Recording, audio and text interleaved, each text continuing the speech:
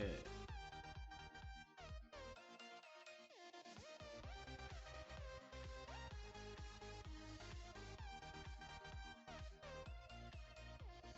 Here we go.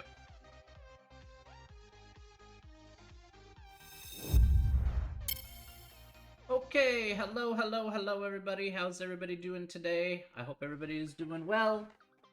Hopefully, everybody's having a good week. Hello. How's everyone doing this fine day? How is everybody? Hopefully, everybody here is ready for some more Math 120. I hope so, anyway.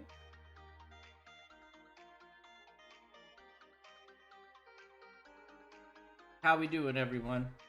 How are we all doing today?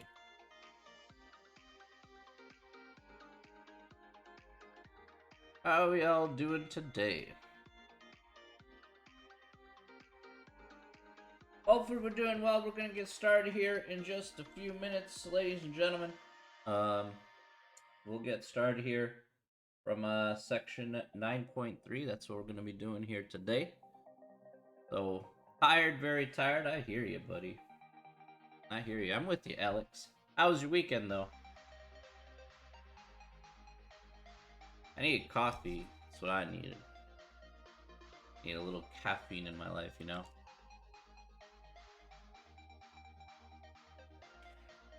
I'm a bit tired here today, too. Up for a while. Just trying to get my bearings and everything. You know.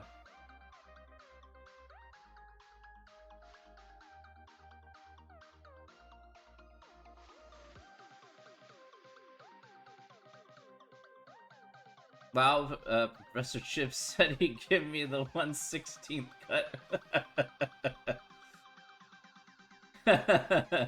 I see.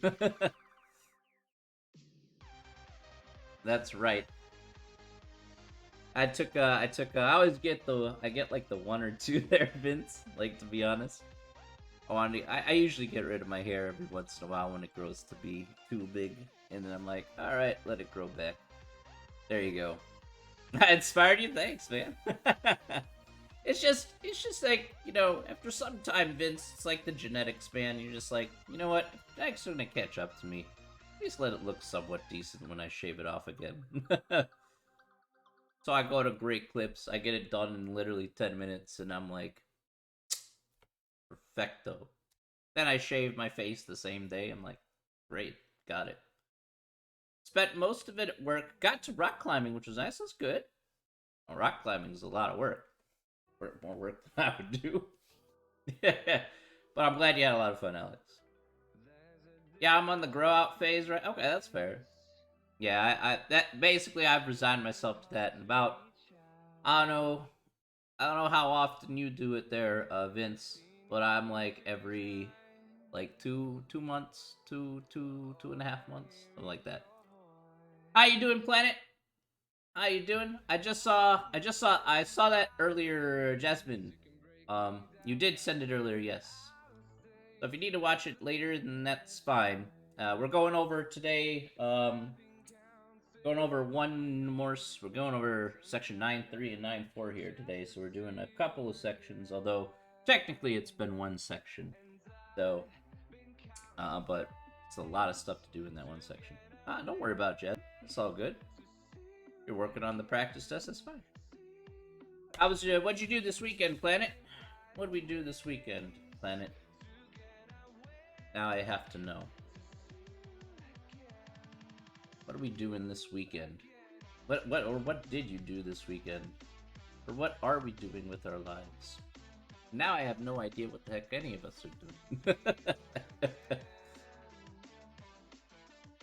We're all doing things. I also watched Venom 2. Doing homework and playing, that sounds pretty good. You know, I also watched Venom 2. That's pretty good. Pretty good. I knew somebody else who watched it. Who else did watch it here? Somebody also mentioned watching it last week. I forgot who mentioned it off the top of my head. But I do know somebody did mention it here. So, That's a good question, Vince. That's a good question for Planet. Was it worth the watch?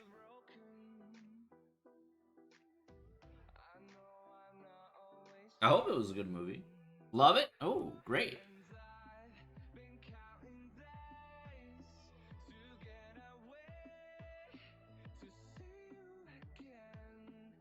Well, as long as it was worth it, that's perfectly fine.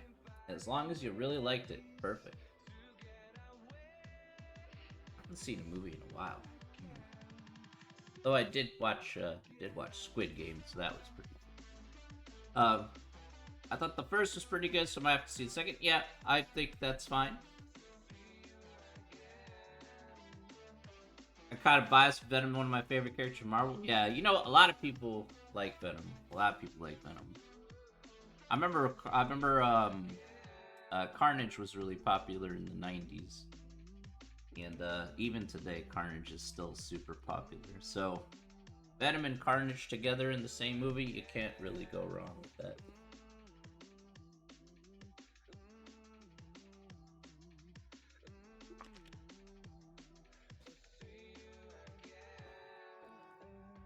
Oh, well, if we're gonna go with the all-time favorite movie, I've seen plenty of movies in the time, but if we have to go with the favorite movie, then it has to be by far and away. It has to be Spaceballs. Spaceballs by far and away, probably the favorite movie of all time. It's just exactly how ridiculous the movie is, but it's such a great parody of Star Wars that you can't just help but laugh.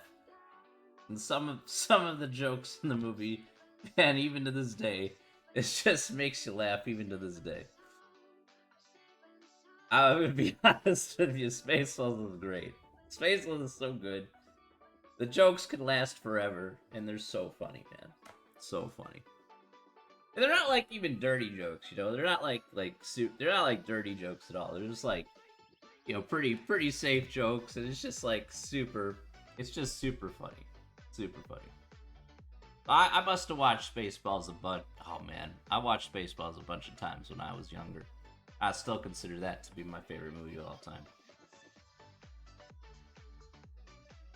100%.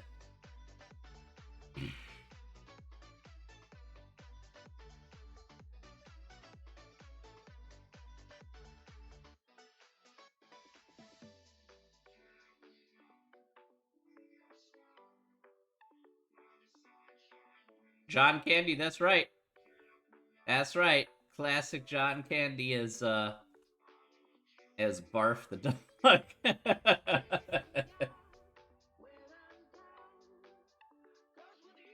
Had Bill Pullman in it. Oh my god. Oh my god, it was so good. Such a great movie. John Candy was a classic actor. Great comedian. Passed away before his time, but you know what? An amazing actor, absolutely. You guys ready? We ready to do some math today? I hope we're ready to do some math because we got stuff we gotta do today. Hopefully, you guys are ready. Okay, I'm ready. 100%. Let's do this. All right, let's go. All right, let's do some intros. Let's get started. All right. Okay, let's get started today. Welcome back to Tuesday. Hope it's a nice weekend. All right. So for today, ladies and gentlemen, we are going to be doing section 9.3. Okay, so section 9.3 is going to be the next concept that we are going to be talking about.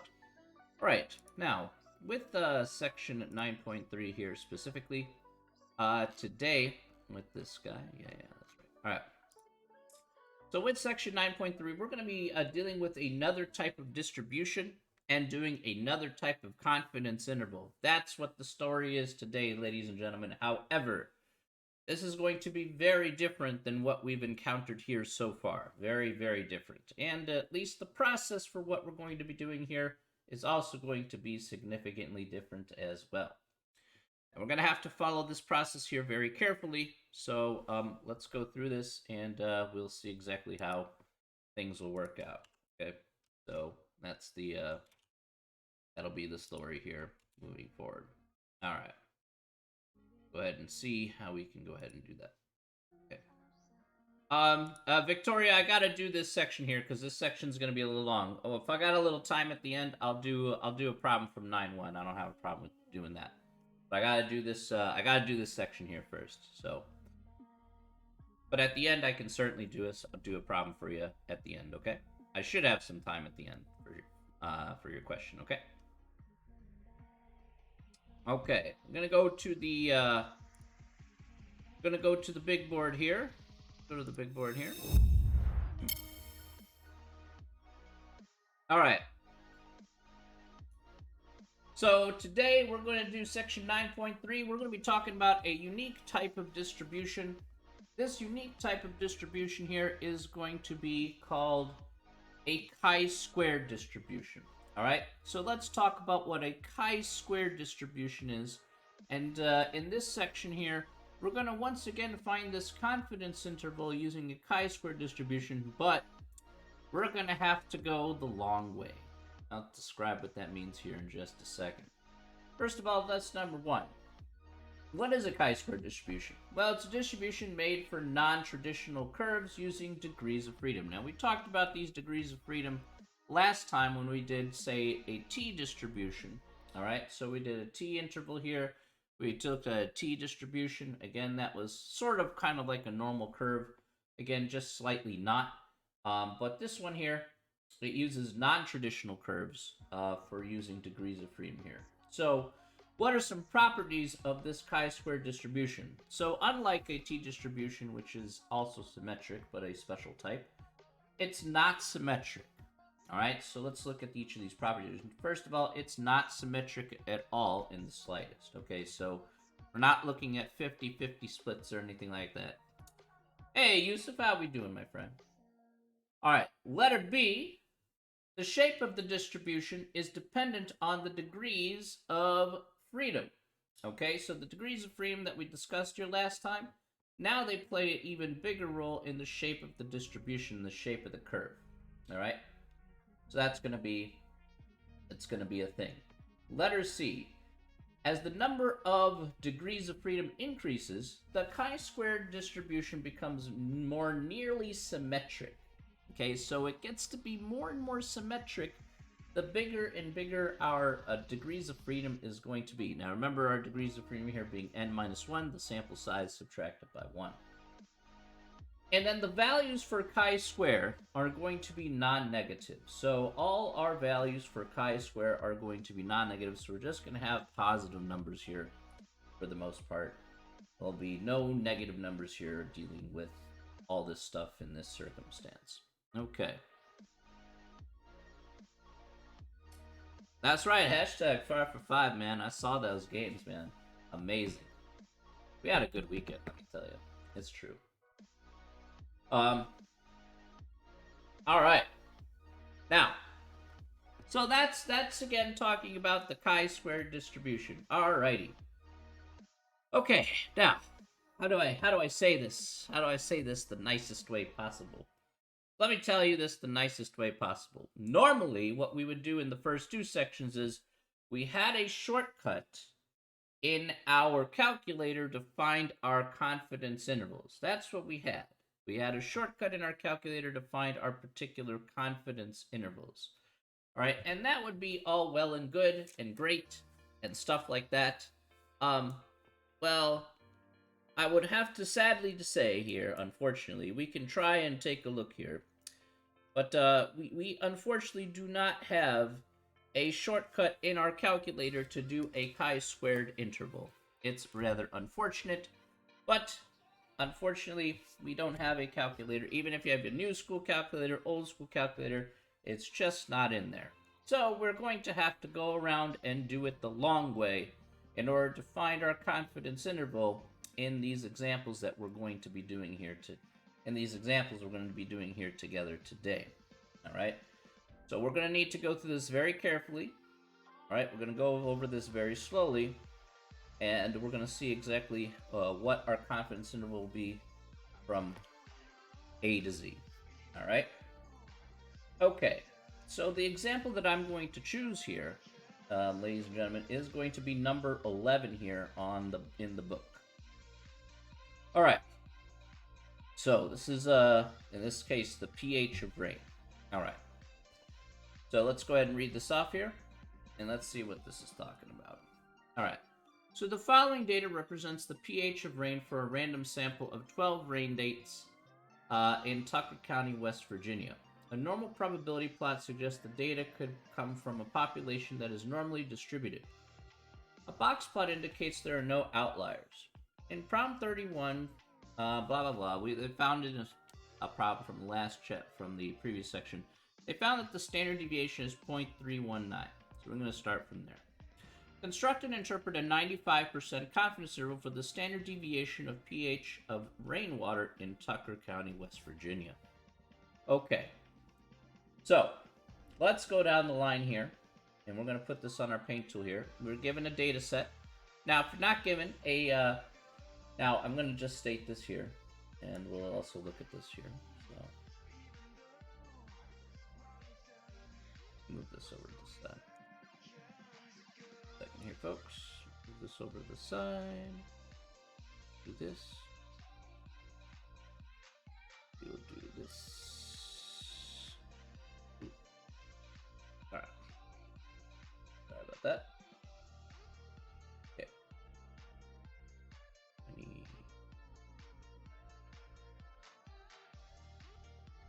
Okay.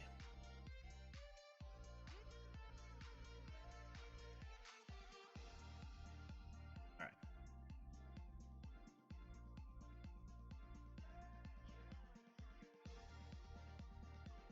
Okay. Now, in some of these questions here, I will let you know. Alright? So the reason why I'm kind of holding off here for just a second is they give you a set of data here, and they say, hey, can you find this standard deviation? Now, some of these problems here will give you the standard deviation, all right? And some of these problems will not give you the standard deviation, all right? So, like, these first three will, to some degree, but these other ones do not. Now, if they do not give you the standard deviation here, you'll need to go ahead and find that out yourself. So in order to find that, again, if we take a look at step one here, we have to state the sample standard deviation as. Now, in order for us to go ahead and find that here, again, we want to take out our calculator here. We're going to hit the stat key here. We'll go to edit. Now, if you have stuff in your list here, we'll hit clear and enter. I'll enter in all these values from the list that we see here. 5.1.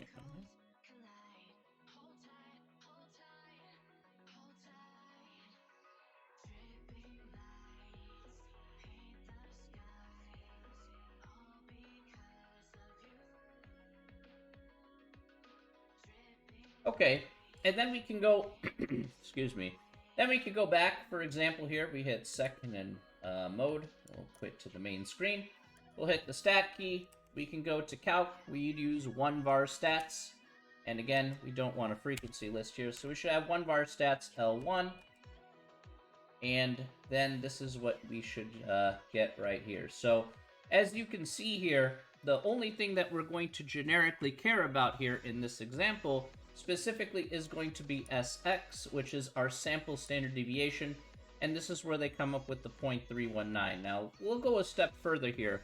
We are going to use S here, so for step one here, we're going to go ahead and use S here being equal to 0.3194, and we'll incorporate that into our results here for this example. But if they do not give you the sample standard deviation, here's the way you can go ahead and find it, is doing the same exact thing that we did before way back when, doing 1var stats L1. Alright, so please keep that in mind if it's not stated in the problem.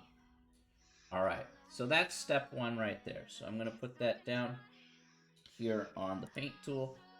Go ahead and move this over so we can put this together. We got other steps we certainly got to do. I'm going to be shuffling around a little bit back and forth here for this example, because there's kind of like a lot of things that there's a lot of moving parts for this particular process. Okay, so I'm just going to state that right now.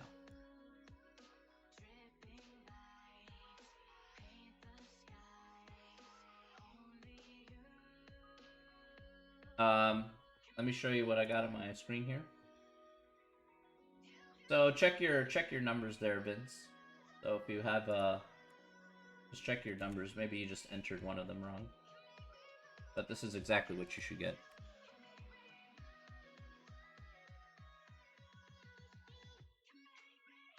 Make sure you didn't enter any of the numbers in wrong from the book there.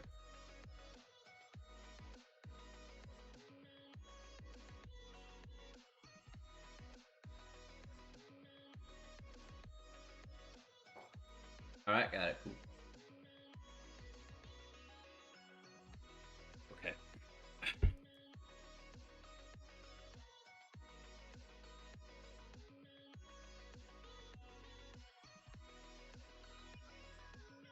Alright.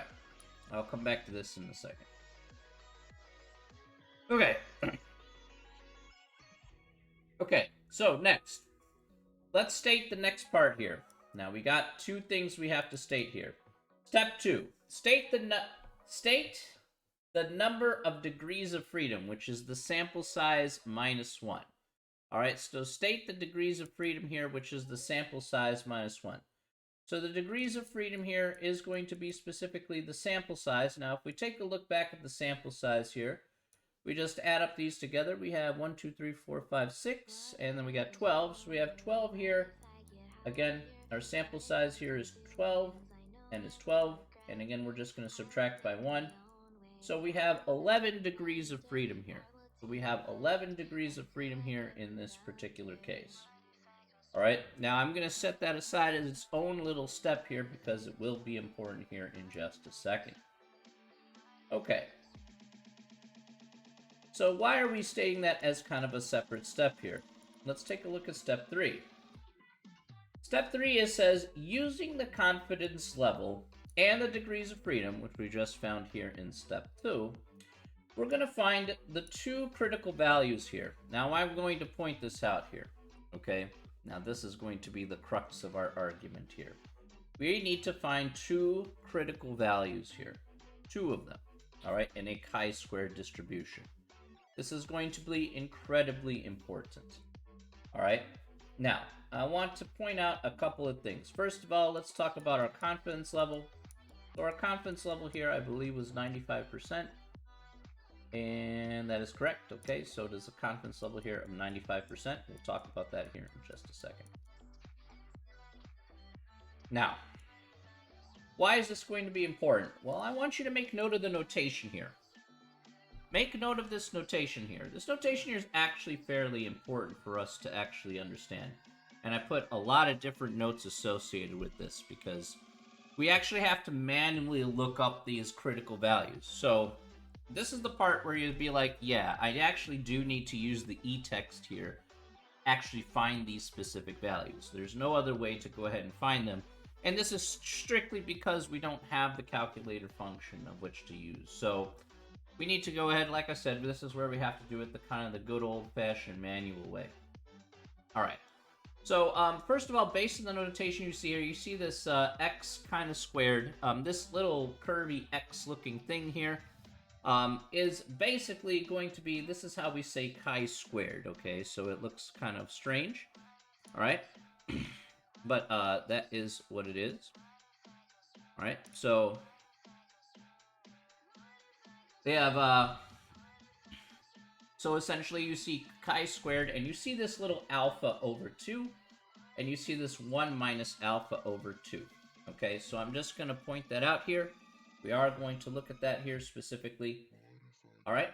And the way we look at that here is this alpha that you see here is going to be 1 minus the confidence level. So, more specifically here, if we're going to do this problem here correctly, we're going to first, all right, get out of here. Want this purple, please. All right.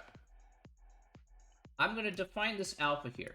Now, this alpha here is going to be 1 minus 0.95. All right, that's what we're going to put here as our alpha. So we're going to get specifically here, we're going to get 0.05.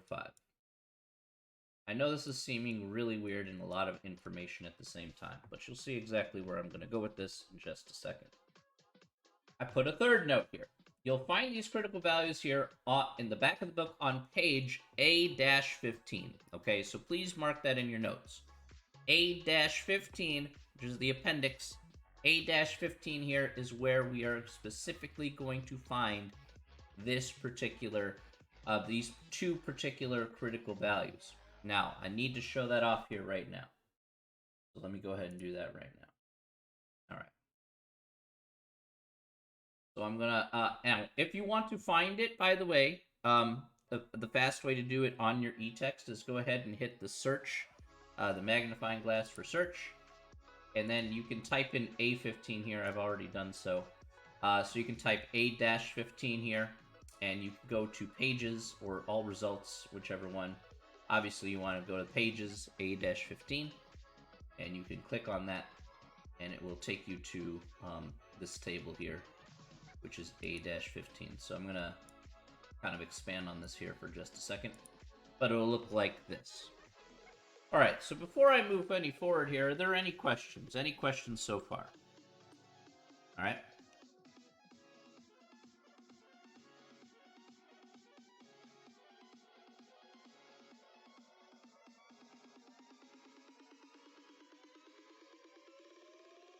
I'm going to go slow over this next part here, guys, so I don't want you to get confused.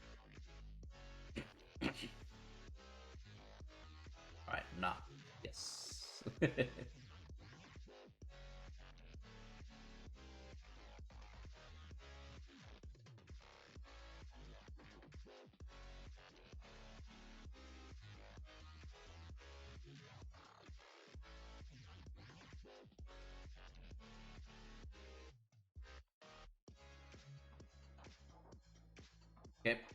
All right. Okay, so if there are no questions here, I'm going to go ahead and move on. Now, as I stated here before, we need to find two critical values here in order to construct this confidence interval.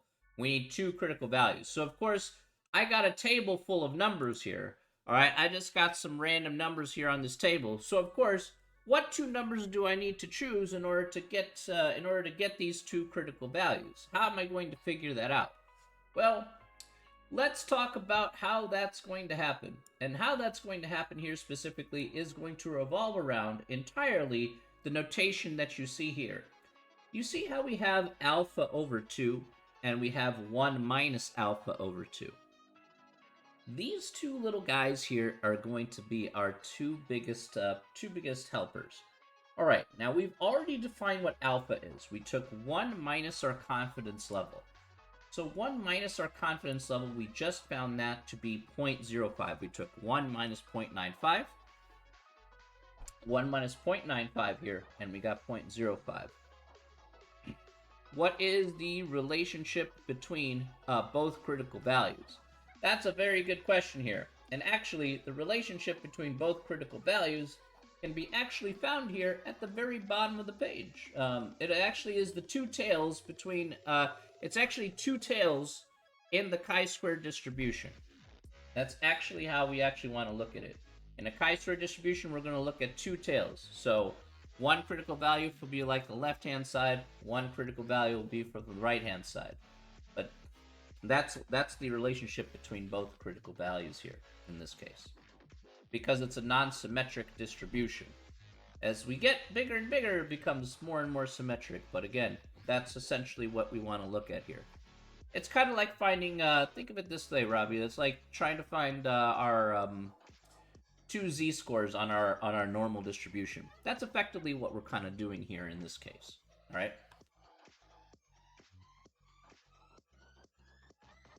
So if we're trying to relate those two critical values, it's like saying, what's like the middle 95% or something akin to that. That's essentially what we're effectively looking for. But on a different distribution.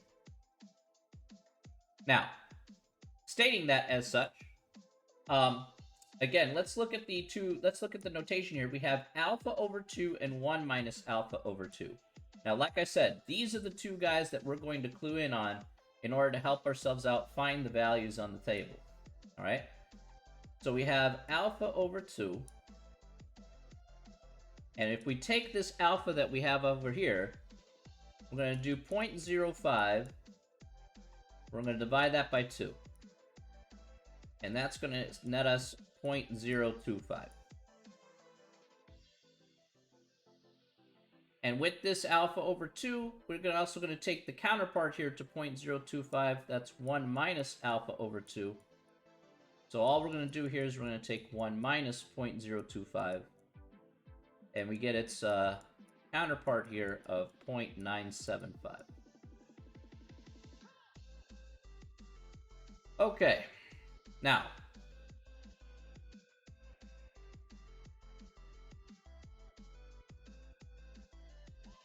actually,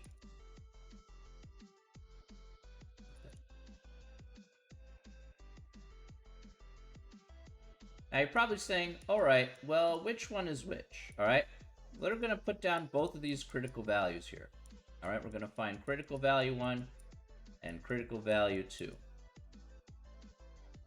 The question is, where are these critical values going to be?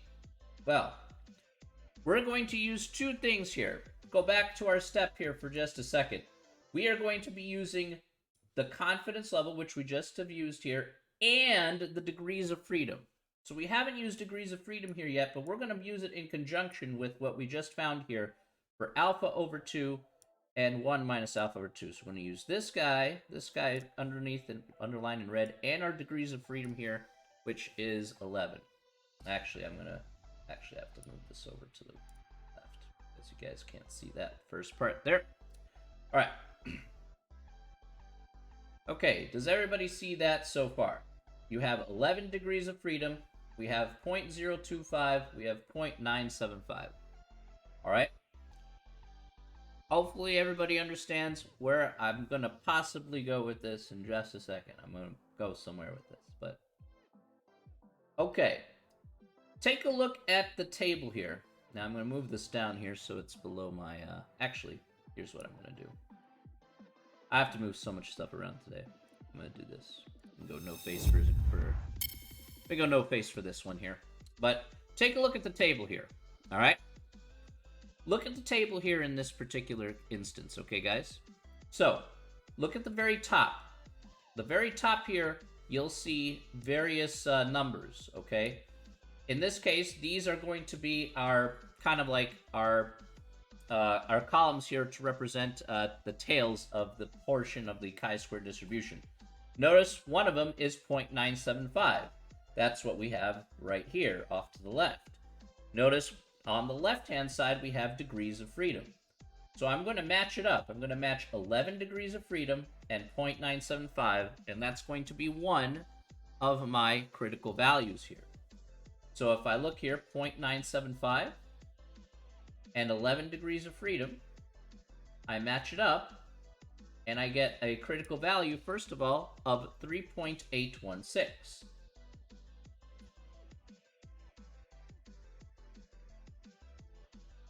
Okay, so that's going to be my first critical value.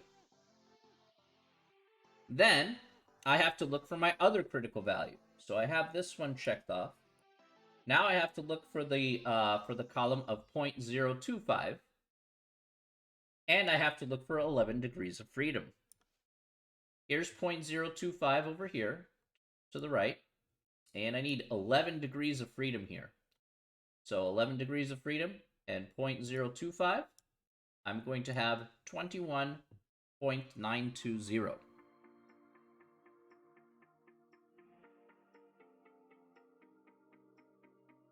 So that's going to take care of my other critical value here that I need as part of this process. All right, now, I want you to take note of one other thing here. And if you want to put this as another side note, please go ahead and do so. These two numbers that you see here, 0.025, 0.975, these will always add up to be 1 or 100%, okay? This will always add up to be 1 or 100%. That always happens in this process. Also, another way to kind of look at this, if you're looking at this table here, you can literally take, if you take a look at where my mouse is hovering here on your screen, you see that there's a jump between 0.9 and 0.10. You can literally cut this table in half, right down halfway, right down where my mouse is hovering. You can cut that halfway and you can say, to the left is where all this stuff, all the all this is to the left, and then from point 1, this is all this stuff to the right. So you literally cut this table in half. You're going to pick one critical value here to the left of that. You'll pick one critical value to the right of that. That's essentially what you'll be using this table for, and how you can find these two critical values here. Now, before I move forward here, I want to know, are there any questions so far? Any questions so far?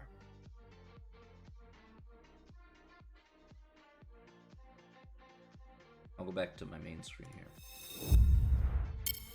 All right. I want to be sure that it's clear about how I came up with those two critical values. The rest of this is not as hard as it may seem, but the first part here, this part here especially, is the whole crux of this problem. So I want to be super double extra sure before we move forward.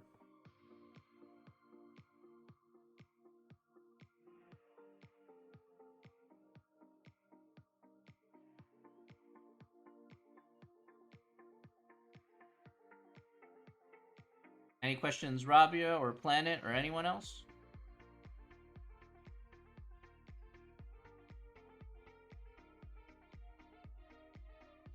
Nope. Got me. All right. Good. Good.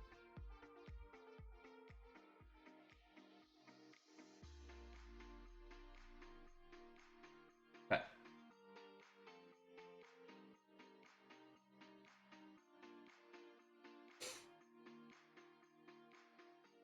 Alrighty.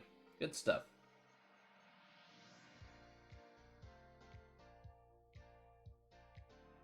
Okay. So what we're gonna do next here is we're gonna go ahead and let me all right. Okay. So what we're gonna do next here, let me put this off to the right now. Now we got our two critical values. Can you please review the part in purple real quick? Well, again, our confidence level here given to us was a 95% confidence interval, Rabia. So essentially, if we're going to find our this purple part here, I should say, alpha here is going to be equal to 1 minus the confidence level. So be sure to write this down here. This note number 2. Alpha is equal to 1 minus the confidence level. So this is where we got 1 minus 0.95, where we got the 0.05 from. Then, based on the notation, I took alpha divided by 2 here. So I took 0.05 divided by 2. That's where I got the 0.025 from. And then I did 1 minus that. I found its counterpart here to get 0.975. And that's how I knew what columns I needed to look under in order to find out my two critical values, using it in conjunction with my degrees of freedom being 11 in this problem.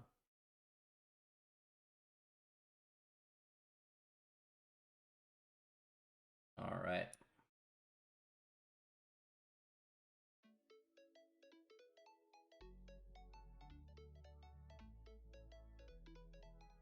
Okay.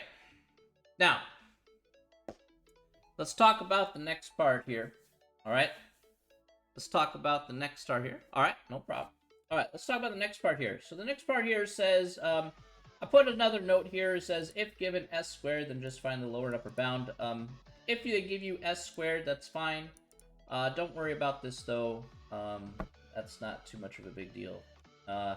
I want you to follow this, though. This is more important, is step 4. Let's talk about step 4 here. So, step 4 here is use the following formulas to find the lower and upper bounds of your confidence intervals. Now, I put these two formulas here. I put it's n minus 1 times s squared, s being, of course, our standard deviation, divided by our critical value that we found first. And then n minus 1 and s squared divided by our critical value that we found second. Now, I'm going to point one thing out here really quick, okay? I'm going to point one thing out here really quick about this. We're going to get two different values, of course, all right? But you'll see where this kind of goes here for this part. It's not hard, but again, just want to be sure you guys are on the safe side here about how to kind of tackle these problems. All right, now, let's look at the first part here. Again, we're going to use n minus 1 times s squared divided by the critical value 1. But take this slow. Take it one step at a time. All right? So we have n here. Don't forget here is 12. I know that's kind of up here. I put it up here, but still, just as a reminder. All right, so here we have 12 minus 1 times s. Now, s here we said it was 0.3194. All right, so that's from our first part here.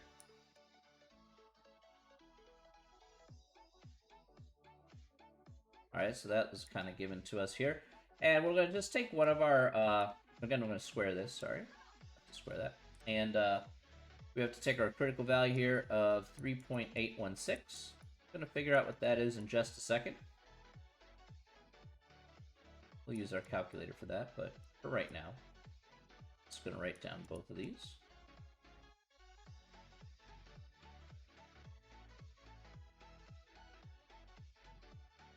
Okay, and then we're going to square that and then divide it by our second critical value here, and that's going to be 21.920. Okay. So we're going to get two values here for this. Let's get these two values here. Let's get that in here. So we're gonna, let's do this on the calculator here. Okay. All right. So go ahead and do this here. Let's do 12 minus 1. Multiply that by 0.3194 squared. Okay. We'll divide that first by 3.816. Okay. Oops. Sorry, didn't mean to do that. That was at the very beginning of the problem, Victoria. That was from the dataset. We found the standard deviation of the dataset. It also gave us the standard deviation, at least in this problem. So from the book, that's where it pretty much gave it to us. That was from,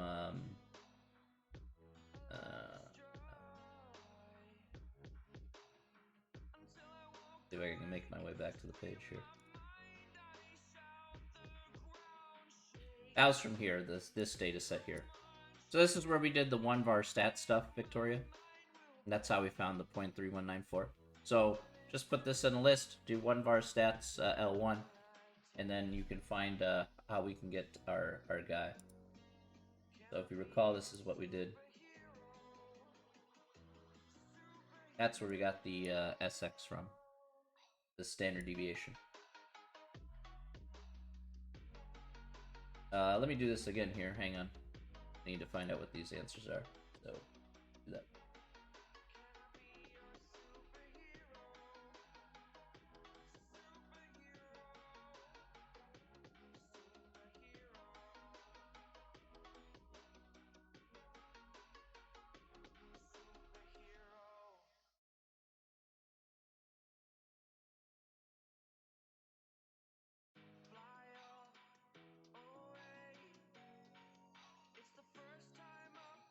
Alright, so the first one here, we're going to get 0.29. So I'm going to write this out here. 0.29407232166. Alright, so I am going to write out the whole decimal here. And then we can do this pretty much the same thing here for this next one. So let's put in the new number down here. So we get 21.920.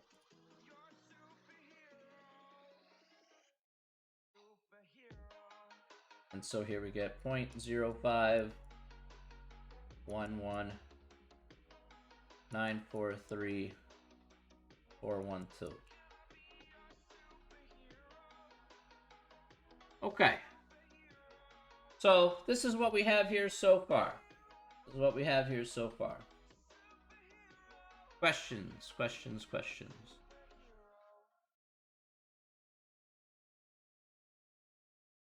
Should we keep those the same or round? No, I'm not going to round here just yet, Vince. I'm not going to round here just yet. Let me check something here really quick. Sorry, I'll bring that back in just a second. Move this way. Yeah, there is a particular reason why I'm not going to round here. So, go back here.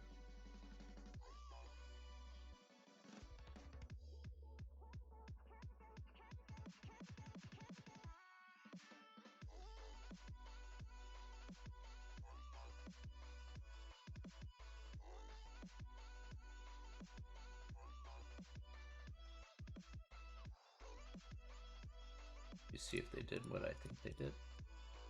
I need to make sure about this last part here. I do. Okay. All right, that's fine. All right. Okay. Always got to make sure about this last part because it's always this last part here always gets me every time. So want to be sure. All right. Okay. So we did that really fast. All right, good stuff. All right, let's move on to step 5 here. Now, more importantly here, let's talk about step 5. Step 5 here is once you find these two numbers here, okay, no matter what those numbers are, take the square root of each of these numbers to construct our confidence interval. So we're going to find these numbers here first, and then we're going to take the square root of each of these individual numbers, and then we're effectively going to find our confidence interval. So that's why I'm not putting them in order until this particular step. So if I do this here properly, all right, so let's take the square root of each of these decimals here. So I'm going to take the square root, and let's take the square root of, again, 0.294072316, and this is the part where we're going to round to 4 decimal places, but not before then. So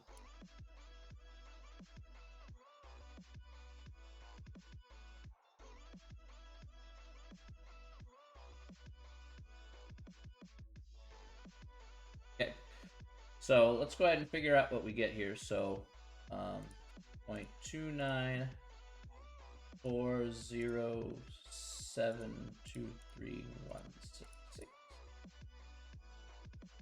All right, so in this case here, where we get 0.5423.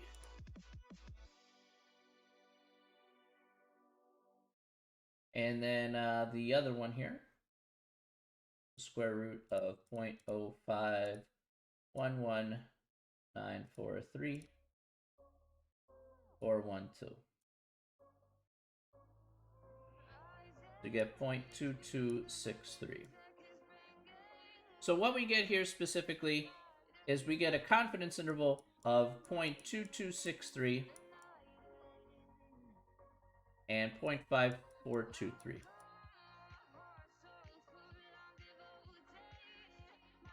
Okay.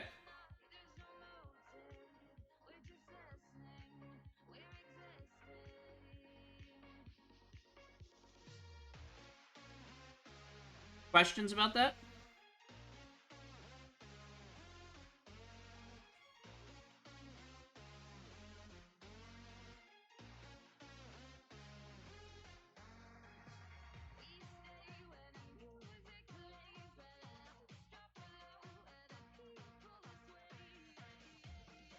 Oof, that was terrible.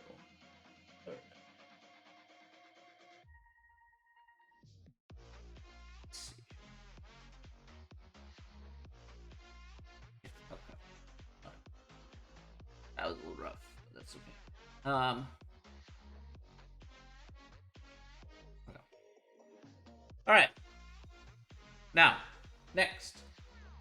The last thing that we have to do here is, of course, we can construct the 95% confidence interval, but we also have to interpret the interval here. All right, so interpreting the interval here is very important as well. So how do we interpret the interval here? To interpret the interval, we will have to say we are blank percent confident that the population standard deviation of all blank is between these two numbers. So the thing that we're looking over here is we're actually looking at the population standard deviation. That's why we use the standard deviation in the first step here, because that's essentially what we're testing this confidence interval over. So what we could say, for example, is say we are 95% confident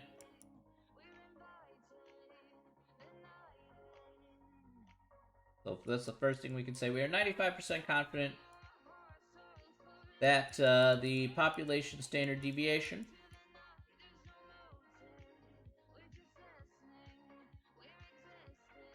of all, and in this case here, of all pH, of all the pH rain in West Virginia, I'll just put it here, is between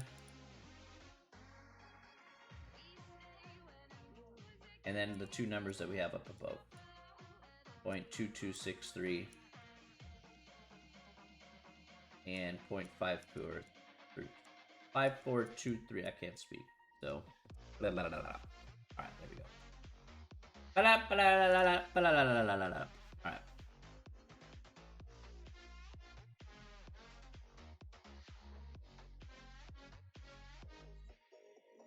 Alright, any questions about that? That's how we can do step 6 here. Good stuff.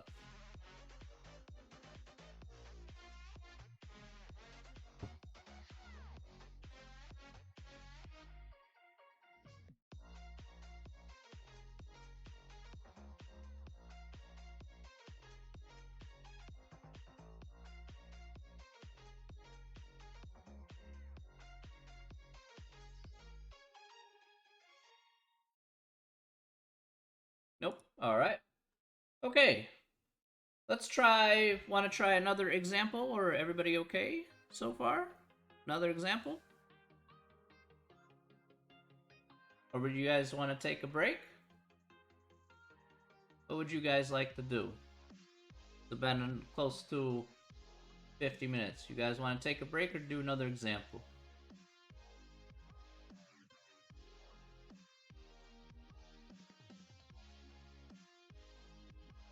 Another example? Okay. Alright, let's do another example then. That's perfectly fine. Let's try another one here.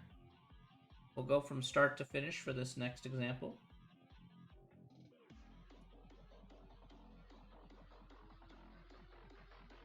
Alright. Okay. Let's take a good look here at, let's see which one. Alright, let's just go with this next one here. That's fine. It doesn't matter. Alright, so let's look at number 12, okay? Look at number 12.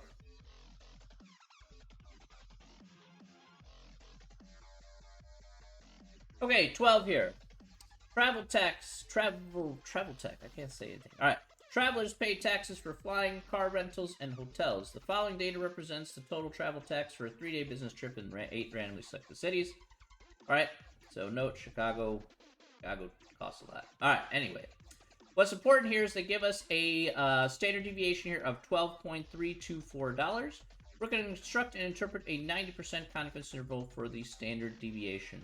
Alright, so let's do this.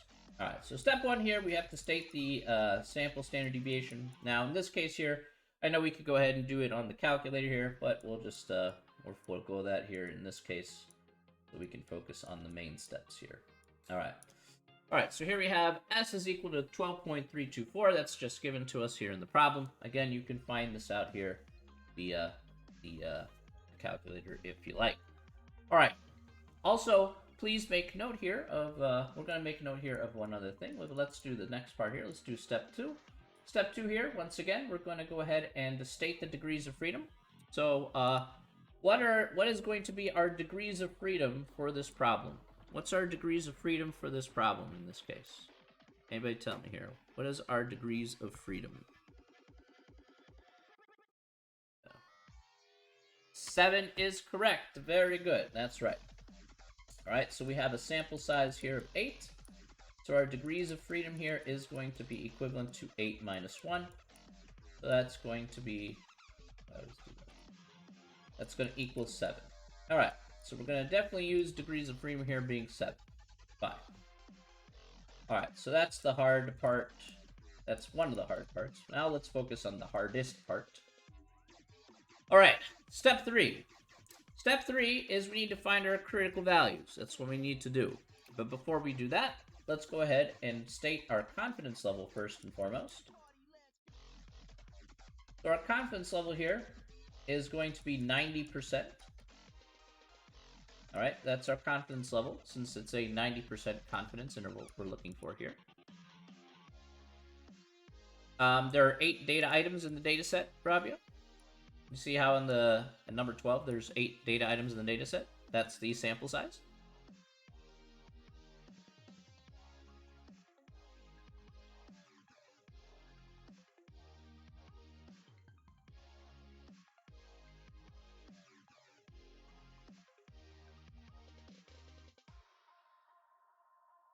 Does that make sense?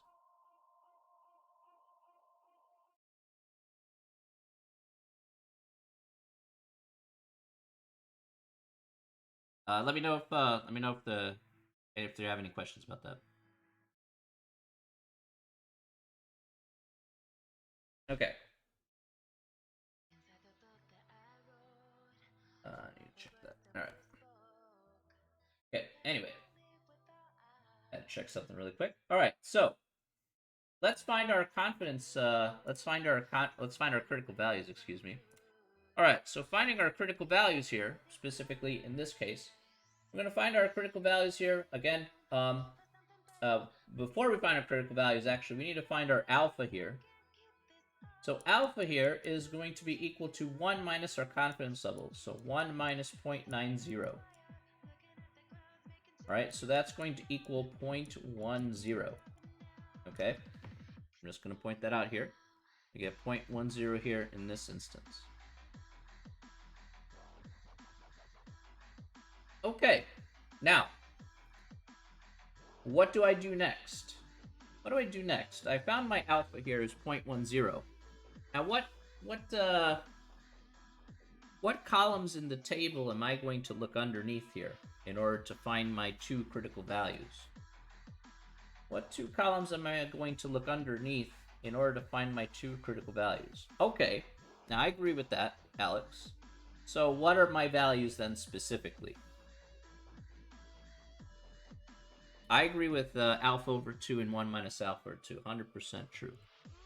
So based on what you see here on screen, what two columns will those be? All right, very good, Alex. That's correct. All right, very nicely done. All right, so if alpha is 0.10, then alpha over 2. Sheesh. All right, come on. All right. Alpha over 2 is going to be 0.10 divided by 2. So that'll give us 0.05.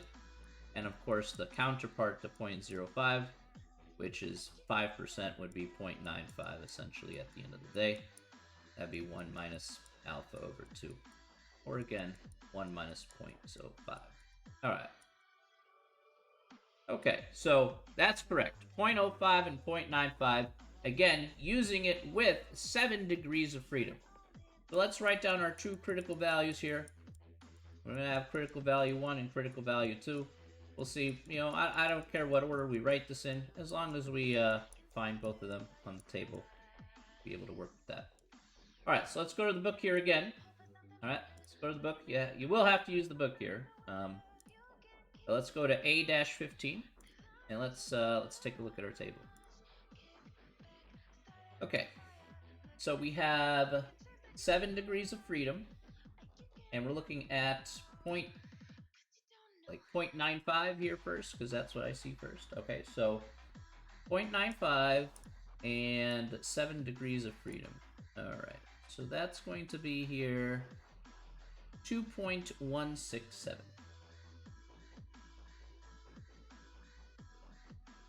Okay.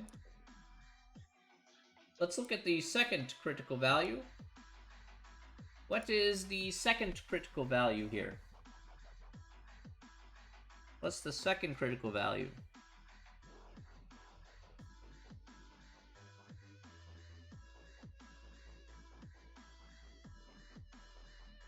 11.067. Not quite. 14.067. Oh, okay, yes, that's correct. Okay. Oh, okay, yeah. 14.067. So underneath the 0.05 column here and 7 degrees of freedom, that's correct. All right, good. So 2.167 and 14.067. That's right. Okay, so next, let's go ahead and do each part here. Next is step number 4. So we did the hardest part. This is the hardest part here. Now we can go ahead and start plugging and chugging some stuff in here. Let's hopefully see what we get.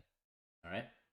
So going back to our formula here, remember we need to do n minus 1 times s squared divided by the critical values, okay, for each part. So In this part here, especially, it does significantly help if you go ahead and write in the stuff each individually. So n here is going to be 8, and that's our sample size minus 1 times s is 12.324.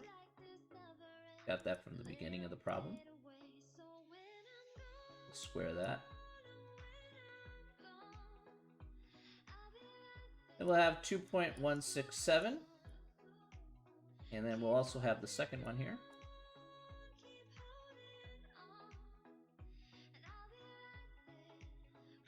So the top two numbers here, the numbers on the top are exactly the same each time. Just the number on the bottom is the one that changes.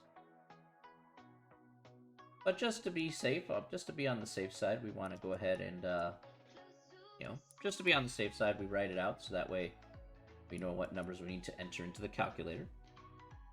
All right, so let's see if we got these numbers here. Hopefully you guys will get these same numbers here. I know that's 7. I'm just doing it for the sake of the example. Don't forget to square this.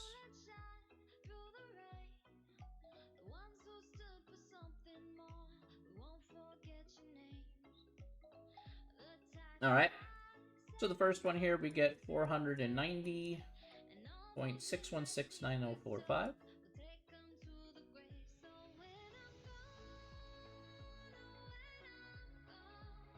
All right.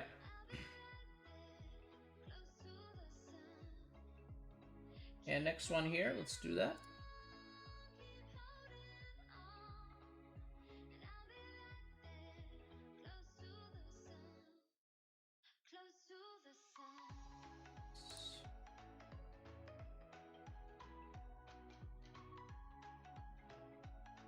Okay.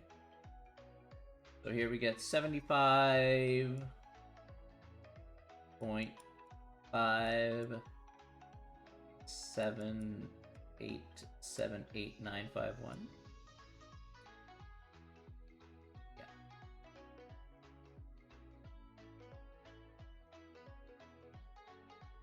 Did you guys get these answers as well? I hope you did. Maybe if I entered anything wrong, just let me know. But I hope you guys got these same exact answers. Any questions about that part there?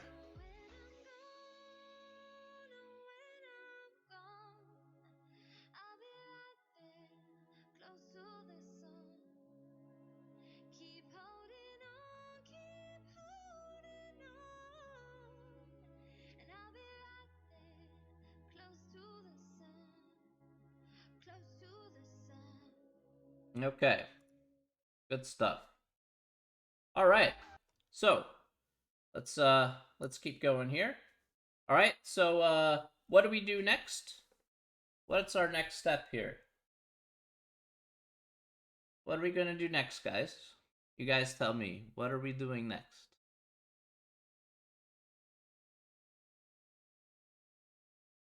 All right, square root our answers. Okay, I agree with both you, Vince and Alyssa. Absolutely right. So let's square root both of our answers. So let's take it and see what we get here. All right, and you guys can tell me what you got for your both of your answers here. We'll round to 4 decimal places, of course.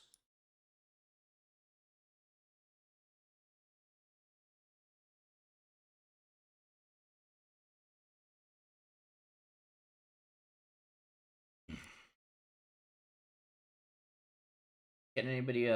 We got 22.1499. So for the first one. All right.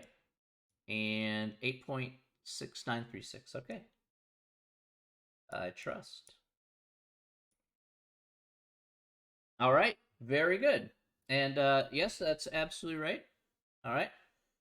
All right. For our confidence interval, as Alex has written and Vince has stated here. All right. So far, so good. And then let's talk about interpreting the confidence interval. That's the last step here.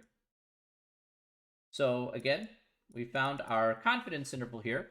But how do we interpret the confidence interval? Because that's what you'll be asking these questions here. How do we interpret said confidence interval?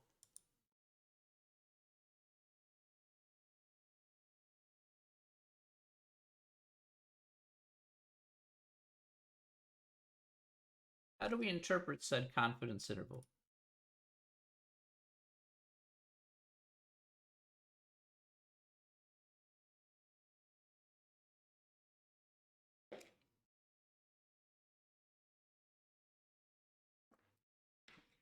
Let me write that in chat there. Excuse me.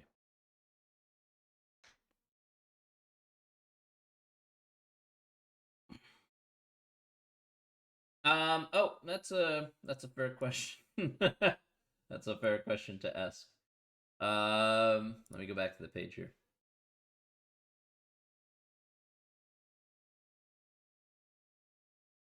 Not that page.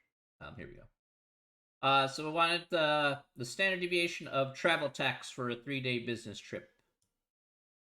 So this last part here, Vince.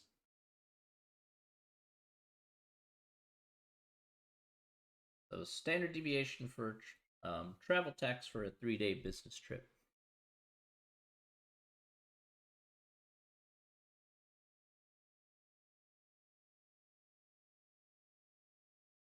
So give you proper context, of course. We're 95% confident that the population distributed all travel tax for a 3-day business trip. Yeah, okay, there you go. Yes, all right. Alex and Vince, absolutely right. Very nicely done. All right, so absolutely spot on here. We are 90% confident that the population standard deviation, of I just have to paraphrase here. Standard deviation of all, that's always the key here, of all 3 travel tax for a 3-day visit trip.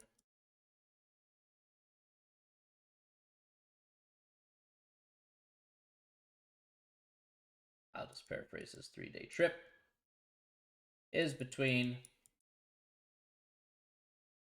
and then we have our 2 values here. 8.6936 and 22.1499. Okay. Good stuff. All right. Nice. Okay. Any questions about that example? Hopefully that was pretty easy. Question mark.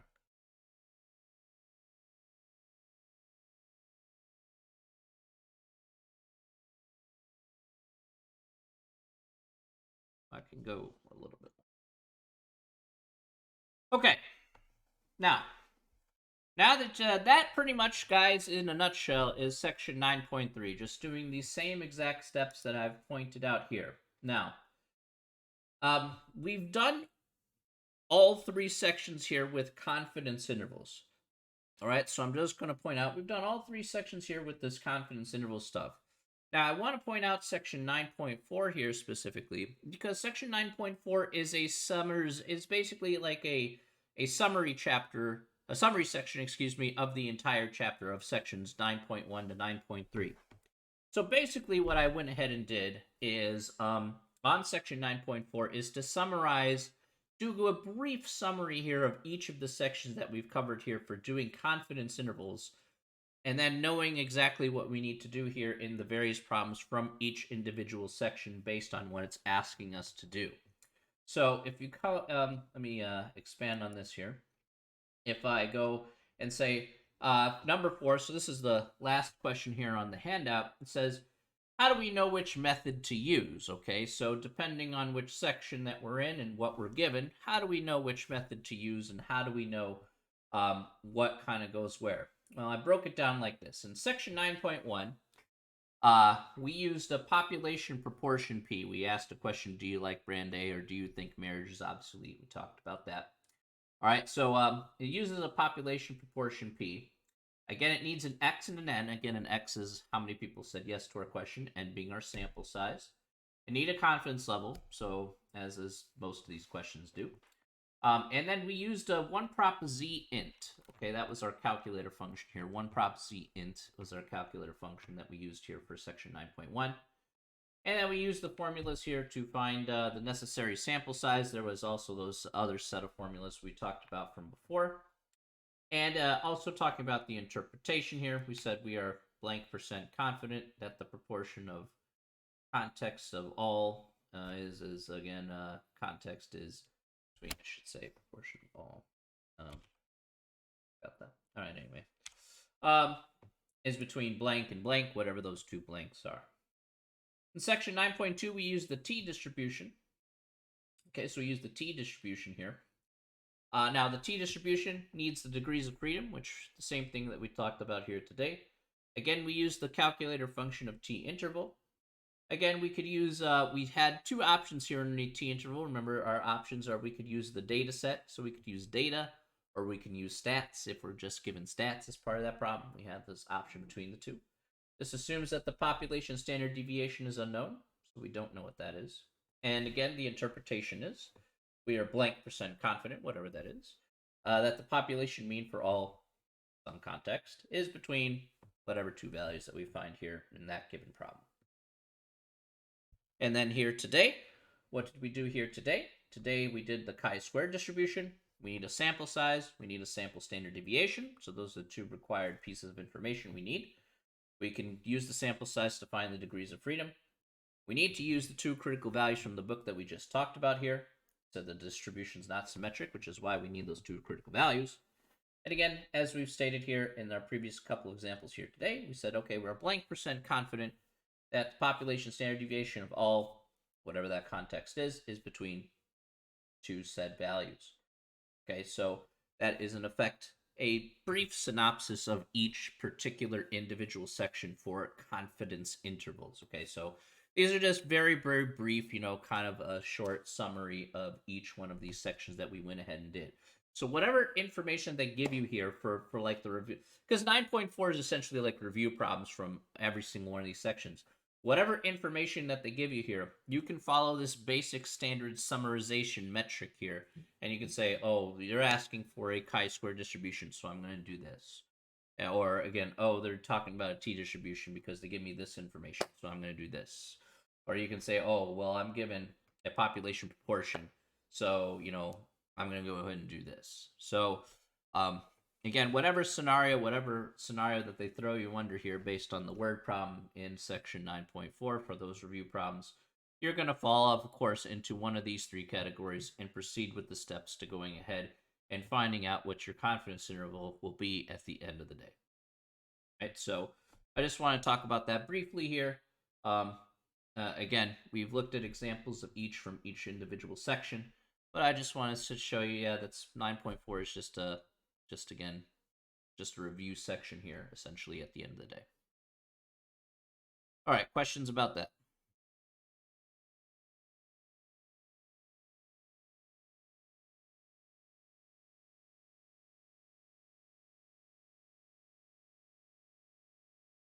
All right. Now, all right. So Victoria, I think you had a question from section 9.1. Is that correct? I want to be sure that you have that.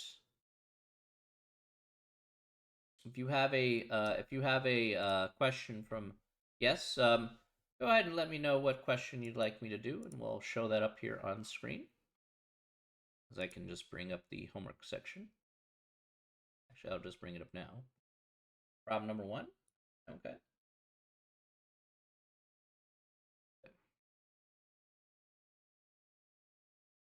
All right. So let's take a good look here. So problem number 1 says, all right, construct a 99% confidence interval of the population proportion using the given information. All right, so I'll use this. So Victoria, you may have different numbers here on your homework assignment, but I'll just use these that you see here on screen. All right, because you'll be doing it just with the modified numbers slightly. All right, so in this case here, if you saw on the handout here that I just talked about, if we're given an x and an n here, we're going to be using the calculator function of one prop z int. Okay, that's what we're going to use here on the calculator. So to find that, we're going to hit the stat key. We're going to go over to tests. And I want you to find one prop z int, not one prop z test, but the letter A here, which says one prop z int. Okay?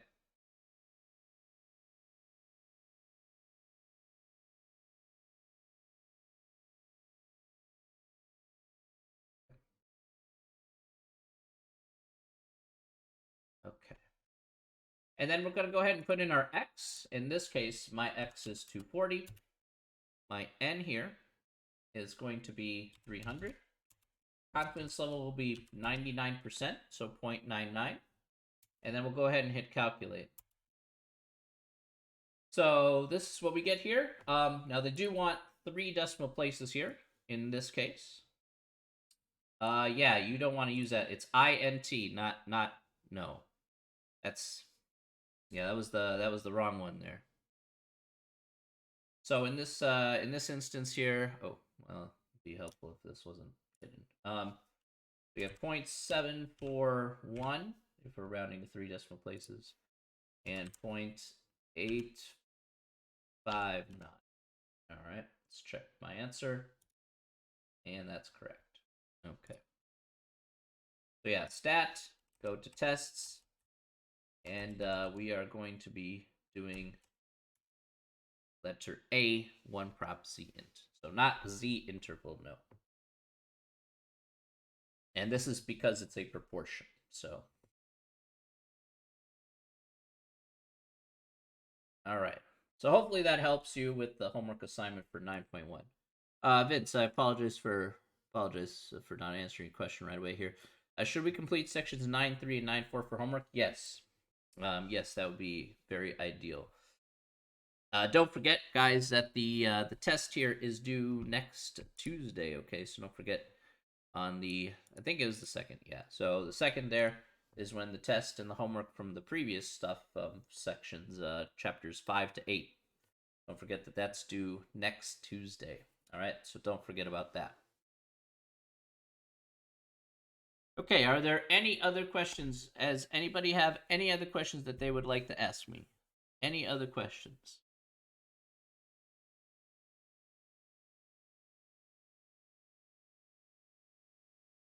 Can we go over the first question in 9.4 by chance? Sure.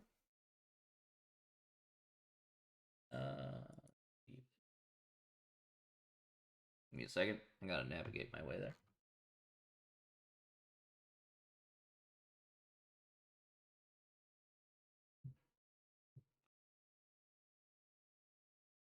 All right.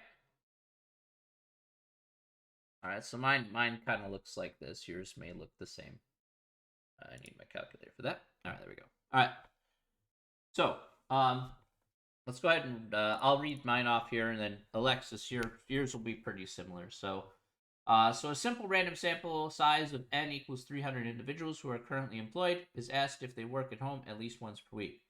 Of the 300 employed individuals surveyed, 31 responded that they did work at home at least once per week. Constructed 99% confidence interval with the population portion of employed individuals who work at home at least once per week. Okay, so Alexis, the key thing that you should take away here is the word population proportion. So if you match that up with the handout, again with the number 4, notice that for section 9.1 we use a population proportion. So again, you just need to know which category the question falls underneath. In this case, we see the word population proportion, so we're going to use the section 9.1 methodology in order to find this particular confidence interval. So in this case, just like the last example I just did, we're going to go ahead and do one prop z int here because we asked the question here. We said, okay, well, how do you work at least once a week, at home once a week? So 31%, 31 said yes out of the 300 that we went ahead and asked. So let's do the same methodology here. And so let's go ahead and give it a go. So we hit, again, stat key here, go over to tests. We'll go to, again, one prop z int. We have 31 people, in my problem, 31 people said yes to our question out of 300 with a 99% confidence level. We'll calculate it out. All right, so as we can see here on the screen, we can see that the lower bound here will be 3 decimal places, so 0.058. Okay, let's check that answer. That's right. And the upper bound here will be 0.149 if we're going to 3 decimal places here. And there we go. We got it. So the trick here behind a lot of these review problems, Alexis, is really just making note of the wording and then applying it to one of the sections that we talked about here today. And then there you go. That's gonna be the way to do it. Easy as pie, I promise you. That's why I put question 4 there, to put a nice little summary so you're not confused about which one to use.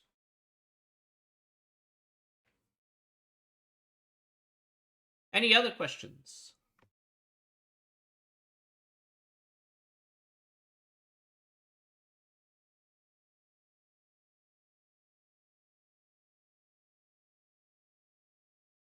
Any other questions?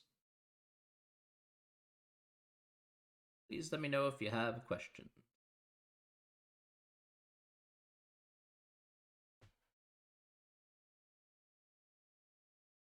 All right. If there are no more questions, Sneaky says no.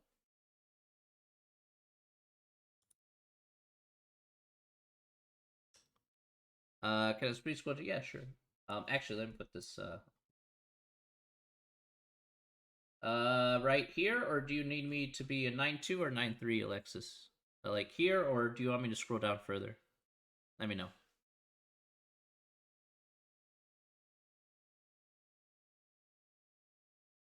9.3? Okay, sure. My bad. For the first question in 9.2, what system are you using in the... What system, or you mean what function? I'm guessing you're meaning by what function?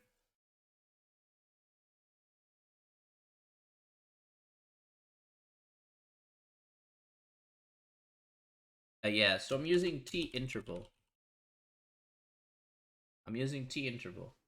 Specifically, what is that? That'll be number 8 there, Victoria. So 8 t-interval.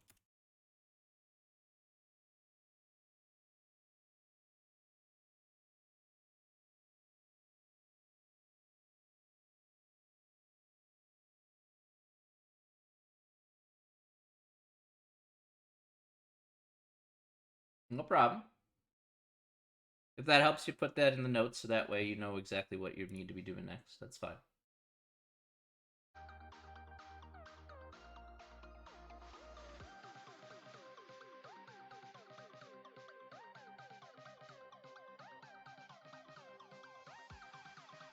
Any other questions or anything else? Any other questions anybody else has for me?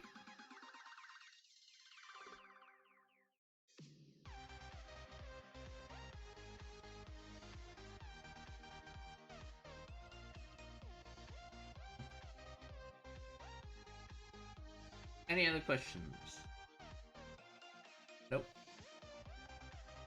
All right. So that's where we'll end off here for today, ladies and gentlemen. We are officially done with chapter 9, and so for next time we're going to move to chapter 10. That's what the goal is here. We're gonna look at something completely different. Well, similar but different. All right, so we're not doing any more confidence intervals after this chapter. Well, actually, that's not true. We will be doing confidence intervals, but we're going to be doing another thing here that kind of relates a little bit to those confidence intervals, which is going to be talking about hypothesis testing. So that is the next chapter here, chapter 10. All right, so chapter 10. Have a good week. Or are you not coming back on Thursday? Sneaky? Is that how it's gonna work? Or are we not coming back here? You know. Sneaky, I hope I get to see you on Thursday. Because that's when we're coming back. It is the 28th, you know.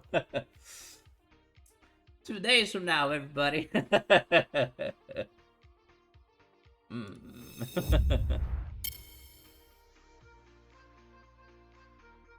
How many people are done with tests? I don't know. I haven't even checked yet. I figure people will get it done on their own time by the time that it's due next week. So I don't look until after the due date. So anyway, so people will work at their own pace, and that's fine. The only thing you don't want to do is probably if you didn't do so hot on the test last time, then don't repeat your same mistake and do it at the last minute. That's the only thing I'm going to tell you. If you felt that you didn't do as well as you thought you could have, then you know what? Don't wait until the last minute to do it then. That's pretty much right. No, it's due on the 2nd. Due next Tuesday. Next Tuesday, Rabia. Next Tuesday.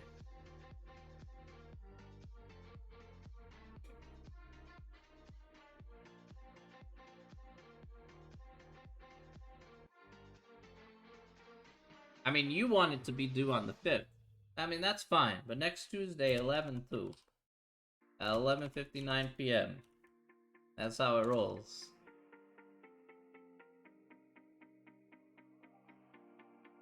I mean, I understand wishful thinking. It's something that I know very well. All right, ladies and gentlemen, I want to thank you all for coming on out here to the stream once again. I will be on Discord, or again, feel free to email me.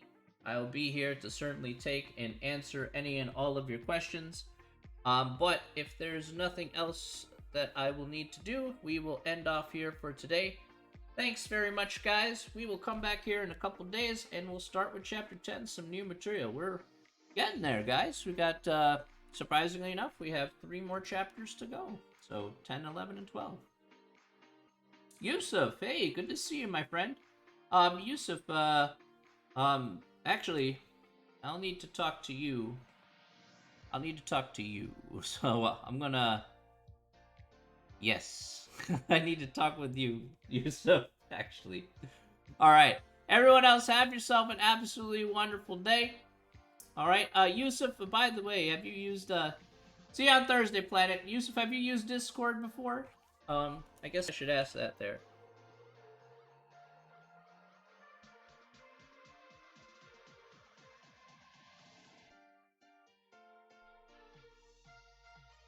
Alright. That's true. I guess I should do that outro. That's kind of important here. Alright, everybody. Take care of yourselves, alright? Alright, and as always, everybody... stay safe, stay healthy, but most importantly, as Rabia said, stay sane, everyone. Have yourself a great day, and we will see you all later. Alright, take care, everybody. Bye. Have a great one, everybody. Alright, if you use Discord there, Yusuf, I'm gonna go ahead and put my Discord link there. If you haven't linked to my Discord yet, that's a link to my Discord.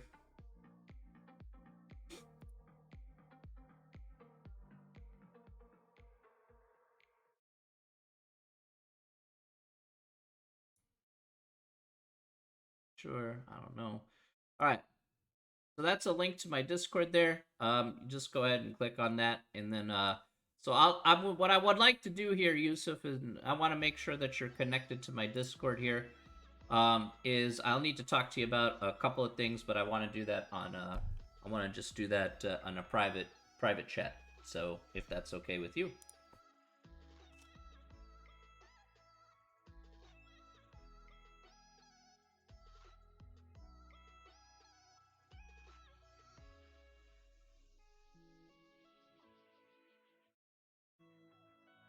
Alright, let me put that there. So let me know once you've connected there, Yusuf, and then we can. I'll end the stream, and then we'll talk on Discord. Okay. So could you connect to? I'm just gonna make sure that you're connected on Discord here. First and foremost.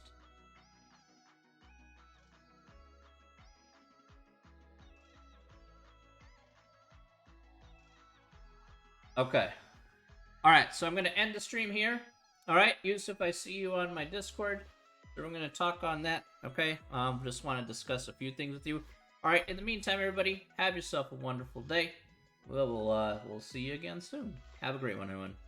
Alright, Yusuf, I'll see you in just a second, okay? Bye, everybody.